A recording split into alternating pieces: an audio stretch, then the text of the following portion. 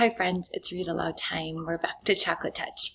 I'm recording in a new spot today, as you can see. I know some of our friends have commented like, oh, Mrs. Johnson moved. No, she's somewhere different in her house.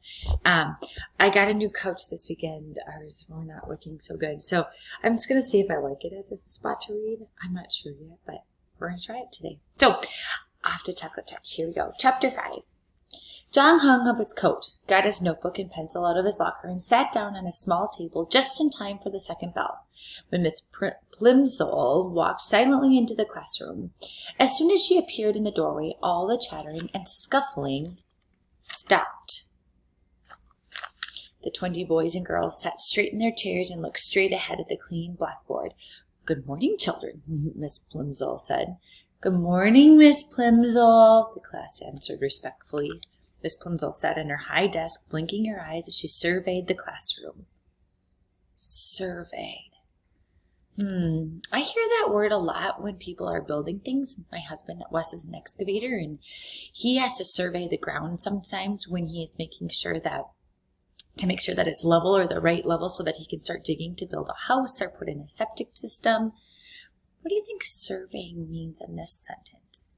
Miss Plimsoll sat at her high desk, blinking her eyes as she surveyed the room. It's a multiple meaning word. Surveyed means to look out and to see everything that's happening. Similar to kind of what an excavator would need the survey for, but that's a tool. This time she's using her eyes as her tool to look out and see what's happening.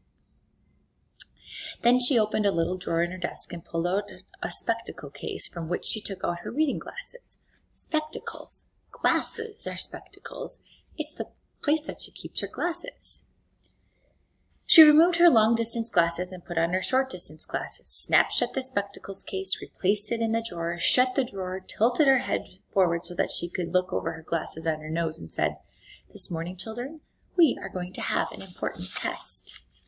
There were some groans and a few oohs and ahs. Miss Plimsoll lifted up one of her hands and silence was restored instantly. "No complaining, please," she said sternly. "This test will show me how well you've been learning your arithmetic this year. It will be a short one. I'm going to write just 4 problems on the board. I shall expect you to solve them all swiftly and accurately and to write your answers neatly. You will place your paper in front of you now. You will write your name at the top left-hand corner, and then you will place your pencil beside your paper. Sit back in your chair and wait until I give you the signal to begin." Miss Plimsoll turned to the blackboard, began chalking up the test problems. Tests always make John nervous. You get that bubbles in your tummy, butterflies sometimes. Besides, his lips were feeling dry and the taste of chocolate was strong in his mouth. He raised his hand. "Yes, John," Miss Plimsoll asked.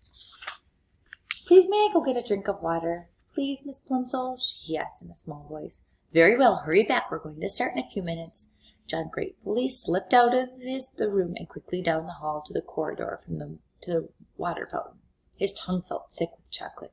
The cold water would be refreshing. He pressed his foot down on the fountain treadle, and a stream of clear, ice-cold water spurted out from the silver nozzle in the white enamel basin. He lowered his head until the jet of the water reached his lips. Ooh, the jet of the water reached his lips. Wow, that's great words to understand so that we can really draw a picture of what that water fountain looked like as it's hitting his lips and how it felt. The cold water splashed delightfully against the outside of his mouth. He opened his lips as soon as the water gushed in. It turned into ice-cold chocolate water, thin and sweet. There it is again. Everything that goes into his mouth is like chocolate. Quickly stopping the flow, John looked with dismay at the shallow puddle that had formed and was now draining away in the basin of the fountain. He hurried to another fountain on the second floor of the building, but there the same thing happened. The clear, ice-cold water turned to liquid chocolate in his mouth. When John finally got back to his classroom, all the other pupils were bent over their tables, busily scratching away. Miss Plimsoll looked up from her book as John tiptoed in. She looked at the clock on the wall and looked back at him and wagged her finger reprovingly. She's disappointed. John began on the first of the 4 problems, but he was so worried about the chocolate water that he couldn't keep his mind on his work. By the time he was ready to start the 4th problem, the other boys and girls were already putting down their pencils and straightening up and smiling at each other. 2 minutes to go, said Miss Plimsoll. Concentrating hard, John took took the end of his pencil between his teeth and began to nibble it. It immediately turned to chocolate. He noticed that even more disturbing change. Although that he had taken the pencil out of his mouth, as soon as the first piece of chocolate had crumbled off, the pencil was continuing to change to chocolate. The chocolate was slowly but steadily moving down the pencil, replacing the wood and the lead inside, changing it into a chocolate pencil before John's eyes. The magic, for John now knew that the power must be magic, was apparently getting stronger. Now we have a change.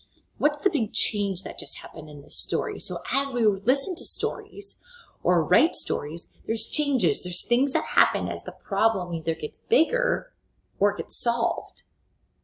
I think the problem got bigger. He was tasting it on these things that he put into his mouth. But now all of a sudden, the things that he was putting into his mouth were now actually changing to, that's right, chocolate. By the time the whole pencil had changed from red, yellow, and black to brown, Miss Plimsoll was announcing that only a few seconds remained in which to write the final answer down. And here's the picture on this page, boys and girls. Miss Plimsoll is signaling for them to be quiet, while John is finding out in that pencil right there. It's chocolate, and his one friend is looking, the other friend is working, and John is definitely not working. Can you imagine what I would be saying right now? Just a minute, John pleaded. Shh, Miss Plimsoll cautioned him, holding the finger up to her mouth. Shh. Of course, the slow workers were becoming more excited as John. Shh. What two letters make the shh sound? That's right, S-H. So in this one, it's an onomatopoeia. It's a sound word, not just we're putting it into a word. But John felt worse of all. He felt sure that he could finish the problem and write down the correct answer if only he had something to write with. But Miss Plimsoll, he begged in a whisper, my pencil's turned to chocolate. Hush, John, Miss Plimsoll said.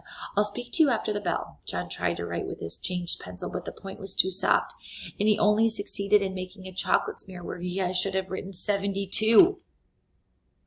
And that's where that chapter ends, boys and girls. Now he's getting in trouble because of the things that are happening.